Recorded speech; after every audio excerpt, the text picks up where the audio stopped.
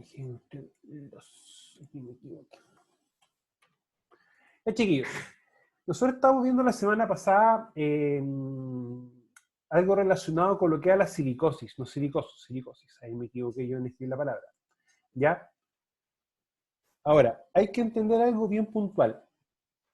Independiente de la gente sílice, independiente de la gente químico que sea, o un manejo no de cargas, o un riesgo de incendio, el empleador está obligado a tomar medidas de control, ¿ya? Y eso está amparado bajo este punto en primera instancia, el artículo 184 del Código del Trabajo, ¿ya? Ese tema, acá es un tema un poco amplio, porque si ustedes se dan cuenta, a tomar todas las medidas necesarias para proteger eficazmente la vida y salud de los trabajadores. Dice tomar todas las medidas necesarias. Y ahí uno entra como en un conflicto, porque uno dice, oye, pero es que todas las medidas necesarias no dice cuál puntual, es algo muy amplio, ¿qué podemos hacer con eso nosotros? ¿Ya? Ahora, hay que entender algo con esto. Si esto está, hay que dar cumplimiento a la ley. ¿Ya? Eso se tiene que hacer así. Ahora, la forma en cómo uno puede tomar una medida necesaria para proteger eficazmente la vida y salud de los trabajadores, manteniendo las condiciones adecuadas de higiene y seguridad en las faenas, como también implementos necesarios para prevenir accidentes y enfermedades profesionales. O sea, bajo ese punto de vista, uno dice, ya, voy a tomar la medida de control necesaria, pero entonces, ¿cómo funciona con esto? ¿Cómo lo puedo palmar? ¿Cómo lo puedo ver? Porque si uno dice, oye, pero tengo sílice, y si la concentración es muy alta, entonces que tengamos un trabajador que esté trabajando con un equipo de respiración autónoma. Cosa de que todo el aire que ingresa a su cuerpo sea un aire purificado, un aire puro. Sin embargo, eso se va a poder hacer y se va a poder desarrollar hasta un punto. ¿Ya? O sea, no necesariamente se va a poder hacer así. Y eso de qué va a depender de algo primordial, de algo muy sencillo, que es la famosa evaluación de riesgos. ¿Ya? Y la evaluación de riesgo, para el caso de sílice, ¿va a funcionar? Sí, va a funcionar a un punto. ¿Ya? Recuerden que mientras nosotros estamos viendo qué medida de control poder utilizar para el trabajador, tenemos que nosotros darle una medida de control. Y la medida de control más sencilla para ese caso es el famoso respirador. Ahora, el respirador para el caso de la sílice va a también funcionar hasta un punto. O sea, no sé si ustedes conocen el talco, el que uno utiliza para las guaguas. Y si uno mete la mano en el talco, la mano queda embetunada en talco, queda blanca, con una capa muy delgada. Imagínense estar trabajando en un lugar cerrado o un lugar de pocos metros que tengamos este tipo de polvo, pero que tenga sílice. El filtro va a funcionar hasta un punto y el cual se va completamente a obstruir y va a dificultar mucho el ingreso y va a costar que la persona pueda respirar. Ahora, vamos acá a tener nosotros una limitante. Y esa limitante, ¿cuál va a ser? Netamente que va a tener consideración con la concentración en el ambiente de la sílice. O sea, a mayor tiempo de sílice expuesto el trabajador, vamos a tener esa disyuntiva. Ahora, no nos olvidemos que la sílice, para que dé silicosis, tiene que haber, ¿qué cosa? Una exposición laboral. Y esta exposición laboral puede producir la enfermedad laboral que es la silicosis. Ahora, nunca nos olvidemos, acá van a involucrarse un par de factores, que es la concentración, el tiempo de exposición, ¿ya? Y uno importante es la susceptibilidad de la persona, ¿ya? Muchas veces acá no consideramos la vía tanto porque la vía es respiratoria.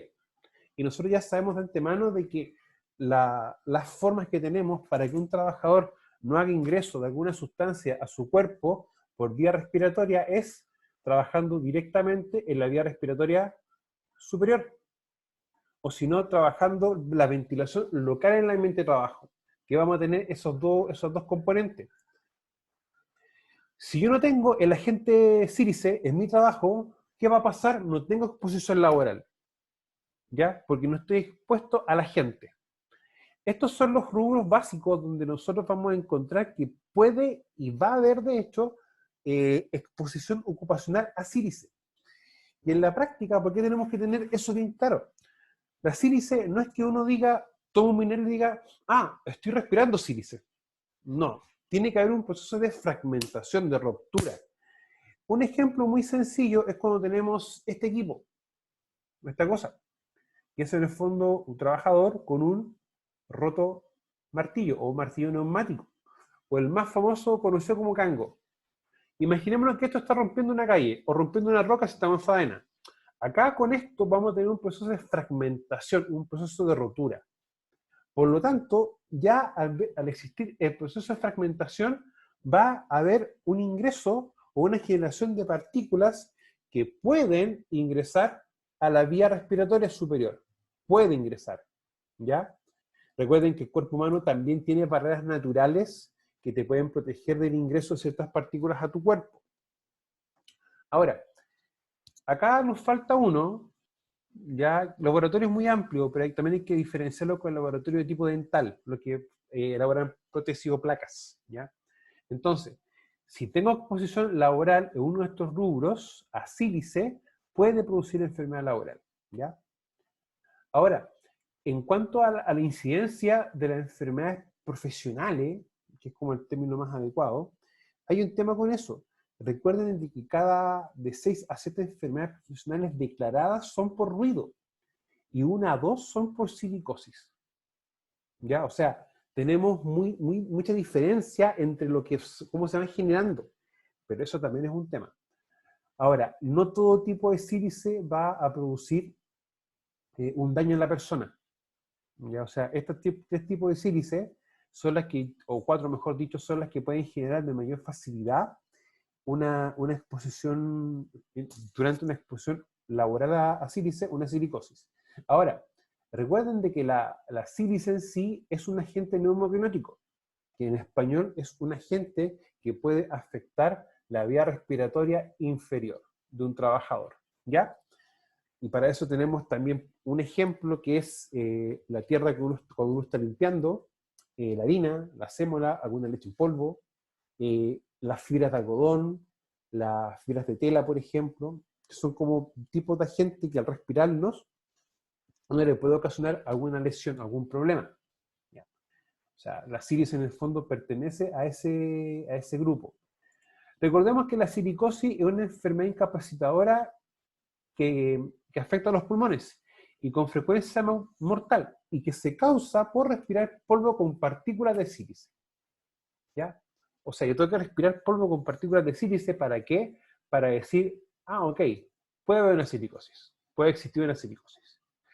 Ahora, nunca se olviden de si una persona está tomando las medidas de control y está frente al agente sílice, lo más probable es que no desarrolle la patología o la desarrolle en menor cantidad. Lo que sí es evolutiva. O sea, si tú sigues expuesto a la gente o el trabajador sigue expuesto a la gente, ¿qué va a pasar? La persona va a seguir desarrollando la enfermedad. Es como la hipoacusia de origen laboral. Mientras la persona esté expuesta, va a seguir manifestando o desarrollando la enfermedad. Nunca se olviden de que existe el periodo de latencia, que es el periodo en el cual la persona desarrolla la enfermedad sin presentar mayores síntomas, ¿ya? Para que también lo veamos bien lógico de eso. Ahora, cuando empezamos a ver ya, o empezamos a hablar del Plan Nacional para la Erradicación de la Silicosis, que es el famoso Plan ESI, Chile ha adherido un desafío, un compromiso internacional, que es erradicar la sílice, o erradicar la silicosis, eliminarla como una enfermedad. Ahora, es algo bien complejo, o sea, para mí es un compromiso que se ha generado con bastante, no sé si no dimensionando, o quizás infravalorando, no valorando bien una situación, ¿ya? Es muy fácil aplicar medidas de control, ¿ya? cuando tenemos una empresa definida, una empresa grande, una empresa que tiene un poder adquisitivo. Cuando una empresa es pequeña, muchas veces ellos tienen que ver de la forma o cómo pueden obtener un elemento de protección personal. Ya que hay un tema de economía también, que quizás no dé las lucas para, para eso. Ahora, tenemos el estudio de exposición a CIRIS en Chile, que en el fondo dice cuánta la gente o los grupos que están expuestos, ¿ya? Y hay selección y control de protección respiratoria, ya técnica para prevenir la silicosis, ¿ya? Y el protocolo.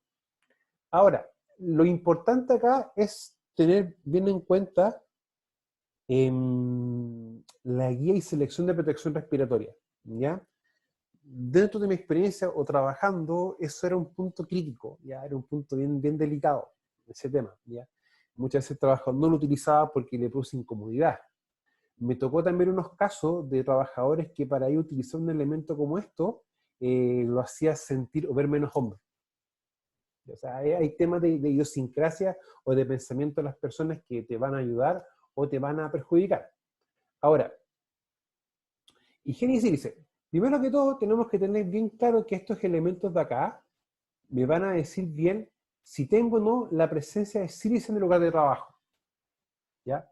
Y esto es muy similar a cuando uno está haciendo una evaluación de riesgo de algún agente químico, ¿ya? O también uno empieza como a fabricar en cierto aspecto la famosa etapa cualitativa, que es la etapa en la cual nosotros vemos o establecemos las cualidades de un elemento.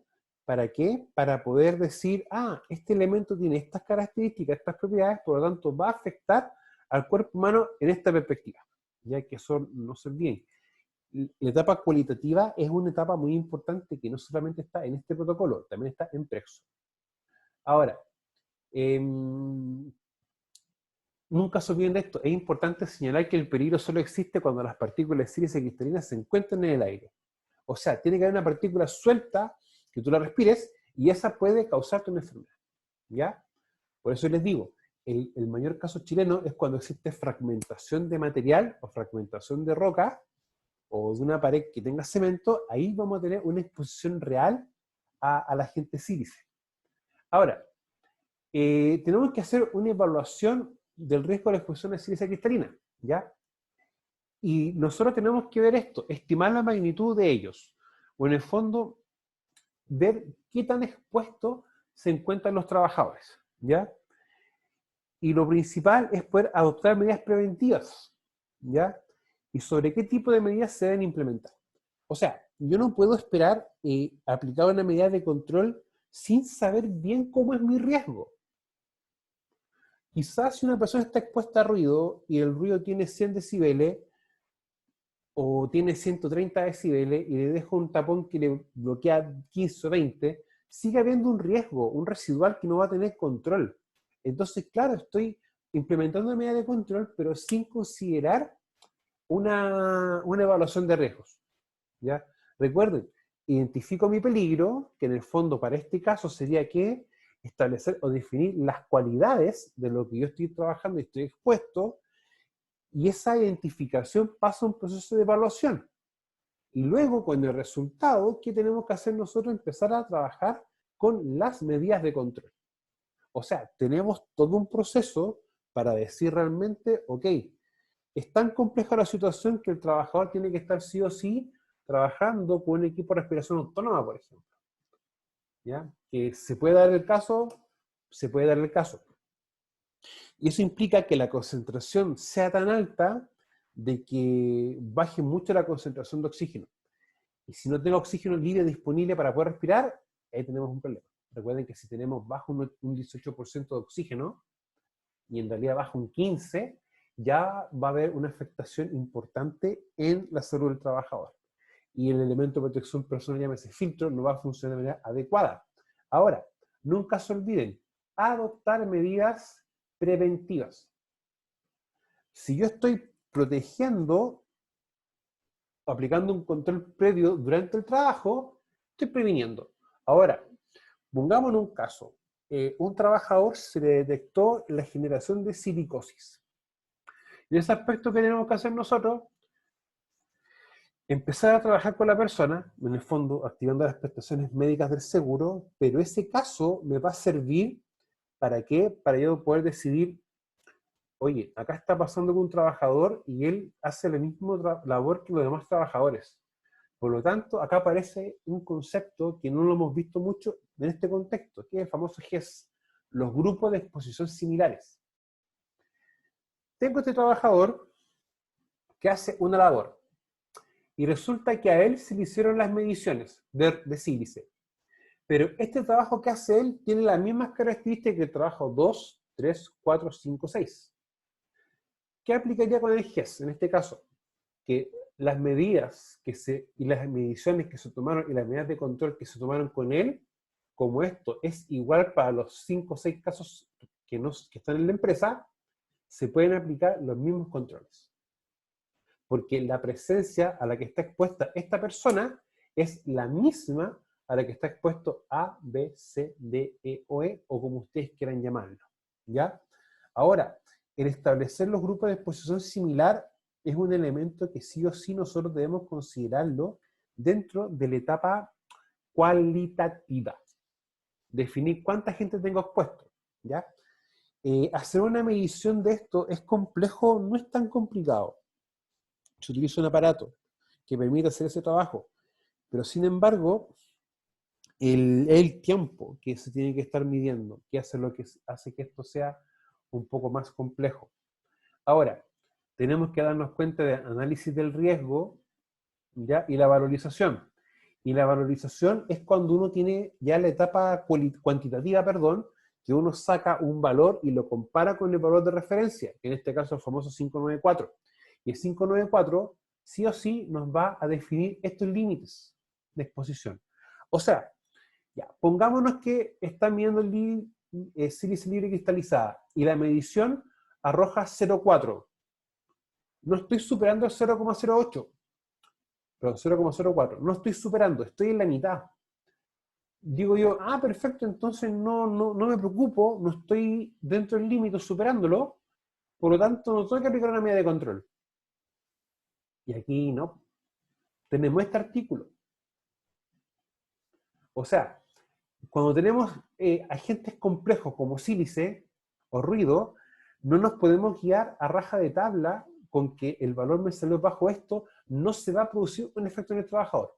Una cosa es que el trabajador no desarrolle enfermedad, pero otra cosa completamente distinta es que el trabajador efectivamente sí está desarrollando alguna patología en un nivel más bajo, más inferior.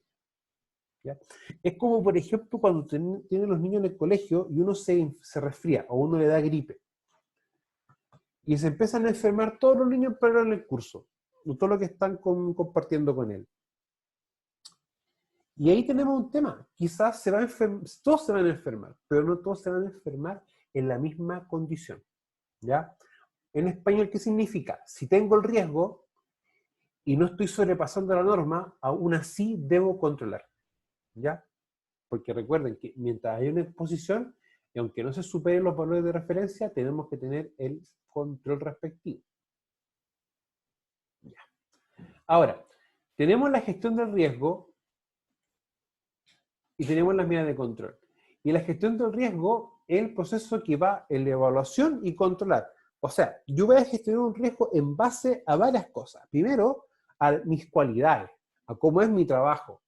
Luego hago eso y digo, perfecto, estas son las características, estos son los resultados de la medición. O sea, voy a tener un nivel tal que no me permite trabajar con un simple respirador. Voy a tener que colocar extracción. Porque cuando tú estipulas o tú defines tu etapa cualitativa, tú defines todas las características de tu trabajo. Y eso es lo que los colegas no entienden. Los colegas dicen, oye, pero me dijeron estas medidas de control y ¿cómo las aplico? ¿Cómo las coloco? ¿Qué hago con ellas? Digo, compañero, devuélvete a la etapa cualitativa donde tú definiste tus características y vas a tener que trabajar la medida de control en eso. O sea, si tengo una fuente en cual va a generar sílice al trabajador en esta sección, ¿cuál será la primera medida de control? Mientras yo la diseño, la ingeniería, un elemento de protección personal. Sin embargo, ¿qué debes hacer yo? Una medida de control tal que absorba el polvo. cosa de que el polvo, en vez de llegar en esta dirección, no llegue, vaya en un sentido contrario, o sea, sea captado. Y ese es el punto. Cuando nosotros no tenemos bien definida la etapa cualitativa, cuando sacan las mediciones, quizás la medición no se está haciendo realmente donde debiese hacerse. Ahora, no cometan el error de medir en la fuente directa, porque yo tengo que medir lo más referencial al trabajador o lo más similar. Cuando nosotros medimos Prexor, en la práctica el sonómetro se va a colocar siempre a la altura de la cabeza. A la altura, porque en el fondo vamos a estar trabajando el ruido en el ambiente. Cuando estoy trabajando la dosis o la concentración que puede tomar la persona, tiene que hacerse lo más cercano a su cabeza, lo más cercano. O sea, prácticamente se va a colocar la bomba de succión a esta altura, a la altura de acá. Incluso se coloca una manguerita en la cual queda prácticamente a la altura de la boca y nariz. Y ahí tenemos un tema. Ahora, lo principal es siempre eliminar o reducir el riesgo, pero eso es más complejo de hacer. ¿Ya? Así que para que también lo tomemos en cuenta. Ahora, la fracción de polvo respirable es lo principal para la evaluación de riesgo. O sea, si yo no conozco este parámetro, es muy difícil que se puedan hacer mayores cosas. Ahora, ¿es tema esto? Es tema por las medidas de control. Ahora, recuerden que la silicosis tiene 3 tipos. Acá en Chile la que más se genera es la crónica, sin síntomas, tos progresiva y periodo de latencia de 20 años. Puede que en Chile se den casos así, como los que están acá abajo, sí, pero el más común es el primero, la crónica. ¿Ya? Ahora, factores determinantes de la enfermedad, tamaño de la partícula, si la recién fracturada, concentración ambiental y el tiempo de exposición y la susceptibilidad de la persona. ¿Ya? Tamaño y concentración y tiempo y cuáles son las características de salud de la persona son los elementos más importantes que te van a decir, oye, ¿sabes qué? Realmente, sí. Hay una exposición, tiene estas características, por lo tanto tenemos que empezar a tomar todas las medidas para evitar una silicosis. Recuerden que la silicosis no mata, pero sí la desmejora que se produce en la salud de la persona y las complicaciones de salud, eso sí va a matar a la persona. ¿Ya? Las complicaciones de salud, tuberculosis, cáncer pulmonar y algunas enfermedades, ¿ya? Recuerden que la enfermedad obstructiva crónica, o la famosa EPOC, es una enfermedad que sí va a tener complicaciones a la larga en la persona, ¿ya? Ahora, recuerden siempre que lo que se ve afectado es el árbol bronquial, ¿ya? O sea, tengo la vía respiratoria superior y la vía respiratoria inferior. ¿Ya? Una radiografía de cómo se ve un pulmón de una persona que ya ha estado expuesta a la sílice un tiempo importante. ¿Ya? O sea, el órgano, en este caso el tejido blando, ya no es tejido blando, es un tejido duro. Por lo tanto, ya hay un daño. Recuerden, chiquillos, que este daño es irreversible. ¿Ya? O sea, la persona va a tener que aprender sí o sí a vivir de por vida con una característica. ¿Ya? Este pulmón es de un fumador. Persona que fumó por lo menos 30, 40 años, de 1,5 a 3 cajetillas de cigarros diarias, por si acaso. Y recuerden que toda persona que fuma tiene de un 40 o 60% más de probabilidad de producir silicosis. ¿Ya? Nunca se olviden de las medidas de control, ¿ya? Que puede ser en la fuente donde me voy el individuo. Ahora, los controles técnicos de ingeniería, ¿ya? Que van a ser básicamente, puede ser algún sistema de extracción de aire en la misma fuente, ¿ya? Esto existe, sí. Lo principal es que si va a ser en la herramienta, que la herramienta sea así de fábrica. Ahora acá tenemos, por ejemplo, la extracción forzada de aire, que en el fondo estoy generando polvo a esta altura y un sistema de campana, succione. ¿Ya? Eso es lo importante que nosotros tenemos que darnos cuenta. Ahora, los controles administrativos, que nunca se olviden, higiene personal, ya que es un factor determinante, y la elección del equipo de protección respiratoria, según lo que estipula el ISP. ¿Ya? Si te preguntan a ti por qué elegiste este respirador, es porque tú tienes que haber revisado antes la guía técnica, ¿ya? Que es muy similar a la guía técnica para la selección del EPA. Ahora, advertí que estamos trabajando bajo sílice o zona con sílice, ¿ya? Tú puedes proteger la fuente, o explicamos un control en la fuente, en el medio o en el individuo. ¿Ya? Ahora vamos a ver un tema más específico, que es cuando ya empezamos a trabajar ya con Planesi en sí. Y el empleador acá tiene una responsabilidad bien importante. Cuando uno empieza a ver las etapas previas de Planesi, al igual que Prexor, primero definir etapas cualitativas, ya en el fondo ver dónde voy a mirar, dónde existe la presencia de la gente sílice, luego hacer las mediciones, recibir el informe con las mediciones y la propuesta de medidas de control, y luego implementar las medidas de control y empezar a ver si la medida de control va funcionando. Es muy similar a cuando uno empieza a trabajar bajo el ciclo de Deming, de la mejora continua, lo que estamos viendo en seguridad industrial. Entonces, yo voy a planificar mis actividades en función de qué, del informe que me entrega la mutualidad y las cualidades de mi trabajo. Porque ahí recién voy a ver qué implemento, cómo lo implemento, y luego verifico lo que se está implementando.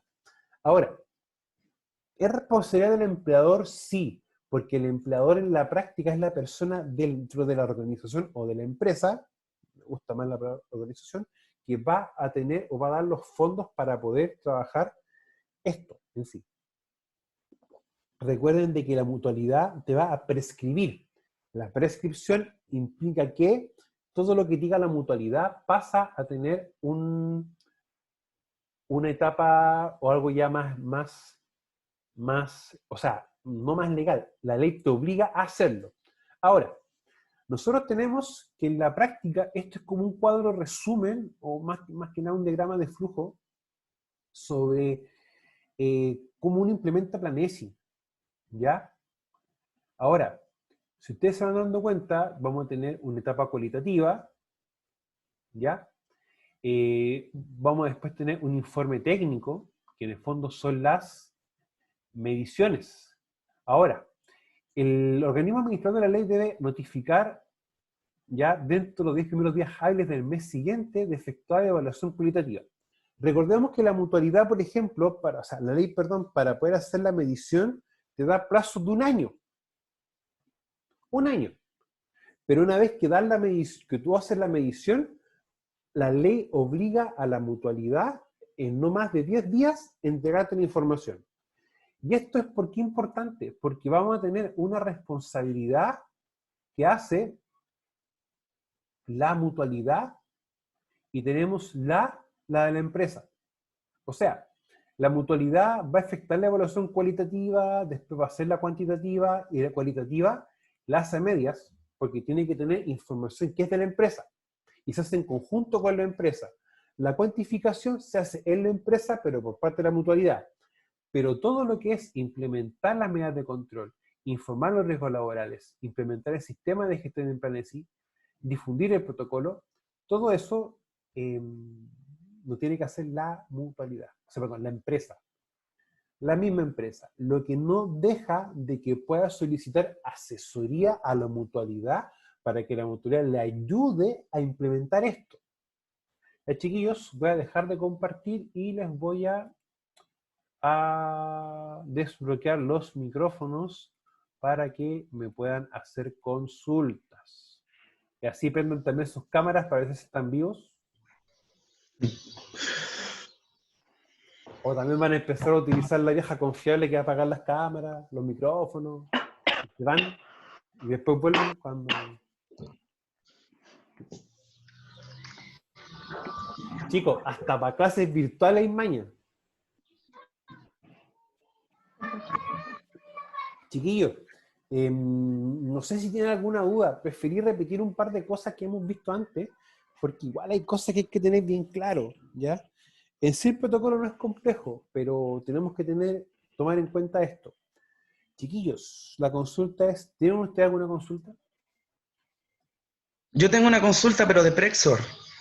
Pregúntenos. Sí que tengo una duda con las etapas de Prexor. Usted ¿Ya? recién nombró dos etapas que son la cuantitativa y la cualitativa. Me ¿Ya? parece que son esas son las etapas de Prexor, No porque solamente esa, está o sea, ya, enredado con la gestión. a ver. A nosotros cuando tenemos esto, tenemos que darnos cuenta. Vamos a medir ruido, vamos a medir sílice, vamos a medir concentración de algún agente químico. Pero la pregunta es, ¿Y dónde mido? ¿Por cuánto tiempo mido? ¿Qué mido? Porque eso es la etapa cuantitativa, en el fondo cuantificar, sacar un valor numérico y decir si estoy o Ah, no estoy claro. bajo norma. Por lo tanto, ¿qué digo yo? Tengo que saber qué voy a hacer y dónde lo voy a hacer. Por eso es importante el tema de qué cosa, de poder, de poder en el fondo trabajar eso. Y eso, ¿cómo yo lo puedo trabajar? Desde una perspectiva bien, bien simple, es viendo mis cualidades. O sea, que una de las etapas de lo que establece el protocolo Prexor es la cualitativa. Ah, ok. ¿Ya? Es que como en la guía sale como mapa cualitativo, no dice etapa, la etapa de Prexorson no lo dice. Ya, Solamente dice sí, mapa pero cualitativo, mapa ya, pero Está en cuantitativo. otra diapositiva. sí, pero es que ahí tenéis que ver bien ese tema. Lo que pasa es que tú, por ejemplo, tienes una empresa y esa empresa le vas a hacer la medición de ruido, por ejemplo, y no mides en un punto, mides en 10, 12, 15 puntos. Entonces, ¿qué haces tú en el fondo? Tú estableces un mapa o un plano netamente de referencia, en el cual tú señalas cuáles son los puntos de ruido y en qué nivel de ruido se encuentran. Ya. ¿Ya? Son cosas distintas, pero el tema está que para llegar a ese plano, tú dices, ah, estas son mis cualidades, mido acá, después te miden y tú pescas ese croquis y lo vas colocando los puntos. O sea, para llegar a eso, que créeme que eso es una medida de control, una medida de control tipo administrativa, que en el fondo tú estás señalando dónde está la gente. Si mira, hay puntos en común entre Prexor y Planesi. O sea, si yo voy a tener un lugar donde tengo una exposición alta ruido o alto polvo, con contenido de sílice, debo colocar precaución, peligro, sílice, peligro, ruido. O sea, yo coloco como riesgo, riesgo de exposición a ruido, riesgo de exposición a sílice. Ahora, primera etapa es, podría ser contactar a la mutualidad. Segunda etapa, hacer la etapa de la cualitativa. Tercera etapa, la cuantitativa, que en el fondo ya sería medir la gente. Y ahí dentro de esa etapa, que viene ya la entrega del informe con la medida de control. Entonces, es contactar a la mutualidad, etapa cualitativa, cuantitativa, implementación de medidas de control y ya viene después verificar la medida de control. Ahora, plazos para eso va a depender realmente de cuánto o de cuál sea el nivel de riesgo. Y el nivel de riesgo acá viene asociado a qué factor? A la concentración. Si va a ser, por ejemplo, de sílice o a la cantidad de ruido. Ya. Estoy trabajando en perforación. Tú estáis claro que hay veces cuando uno está empatando roca o estáis perforando roca, un cerro duro o roca dura, el nivel de ruido es pesado. No es sencillo.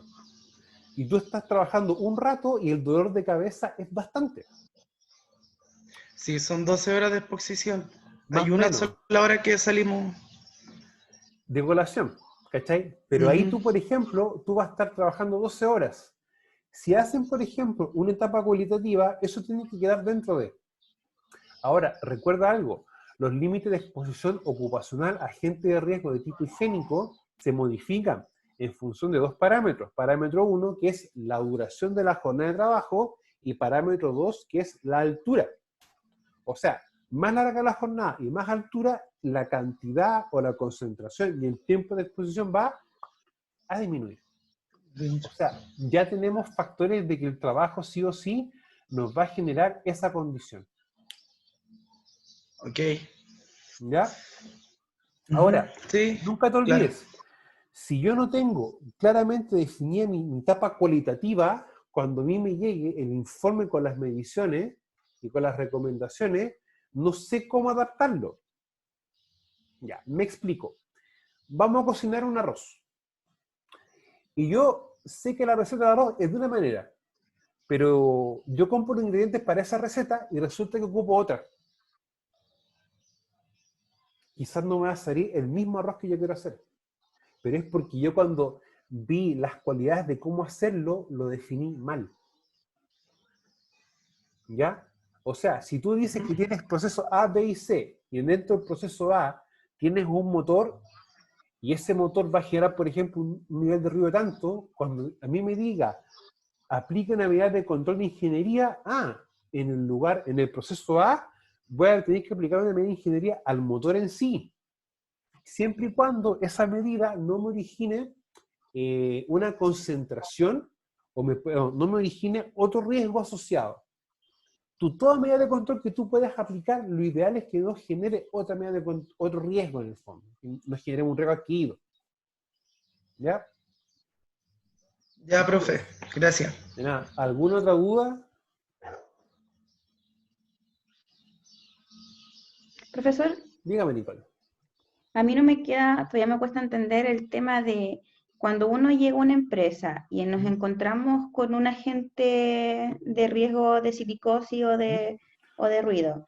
¿Nosotros tenemos que enviar un informe o tenemos que esperar que la motor nos dé el tiempo para ellos nosotros poder tomar algunas medidas de control, mientras tanto Ya. utilizar EPP? Vamos a hacer algo. Se va a acabar el tiempo. Deja generar un nuevo link de reunión, se lo envío de inmediato y respondo tu pregunta, porque tu pregunta está muy buena porque esa pregunta puede darte 2 o 3 casos en paralelo que pueden ocurrir. ¿Ya? Cortamos esto, chiquillos, y generan un link nuevo en no más de 3 minutos. ¿Ya? Chiquillos, vengo al tiro.